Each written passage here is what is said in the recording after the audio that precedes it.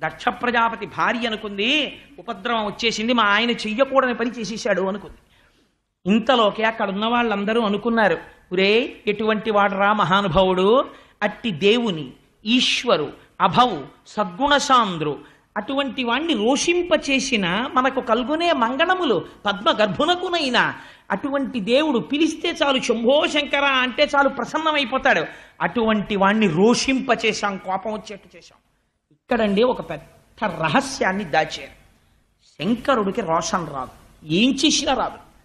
అలా వచ్చేస్తే జ్ఞాని ఎందుకు అవుతాడండి? భర్గతత్వం పోలేదు. మరి ఇక్కడ పోయిందా లేదా కోపం వచ్చేసి? ఏమండి మీరు అంత నూరేసుకు చెప్పారే ఇందటిదాకా భర్గుడు భర్గుడు భర్గుడని, మరి ఇప్పుడు కోపం వచ్చింది కదా అని మీరు అడగచ్చు. ఇక్కడ వేదం ఏం చెప్పిందో తెలుసా అండి?